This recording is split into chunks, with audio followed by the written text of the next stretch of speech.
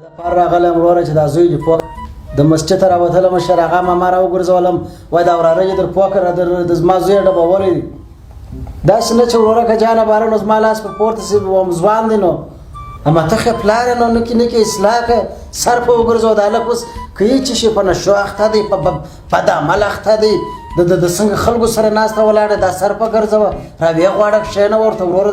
که یې چې شي دا مه کوئ وروره اولاد یې دی سر په وګرځوه ستا اولاد یم ټوله کلی ځینې په ازاد دی احمدالله دلته راسه احمدالله ته ځه ماما جانه السلام علیکم کښېنه دلته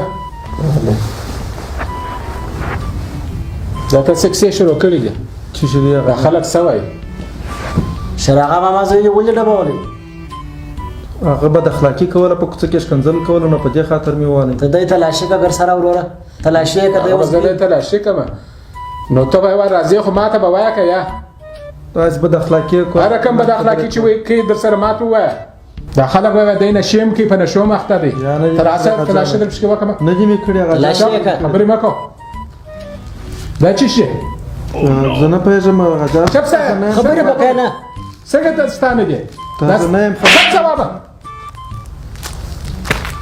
ته را ونیسه سوار کوي ما خبره پلان چپ خبرې به کوې نه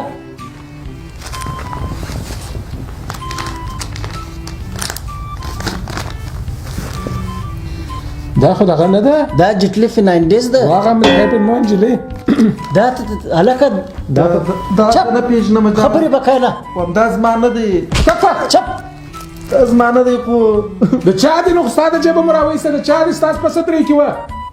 درته مې ویل وروره سر په ګرځوه په هلک سر ګرځوه په هلک سر دا خو ګرځوه ښه شو چې تا زما سر خلاص کړي کنې دا هلک خو ډېر خراب سوی دی یا دی تو وګوره هغه نسوار دی دا وام تاسو خو زما خبره وارې واورې چې زه څه درته وایم ووایه څه شوه دا صدرې زما نه ده دا مې دغه جان صدرې اغوستې ده وروره دا نسوار دې واخله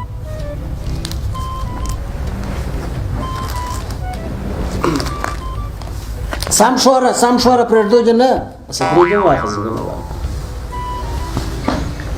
دا ستا شان دي هغه جانه دا ګرده راکه دا خو د رشته زما صدرې کې اغوستې وه خیر چې داسې یو حرکت به نه کې ځه بله ځه ولاړ شه لاره دې وه دا څوک دی هغه جان ځه بله لاره دې وه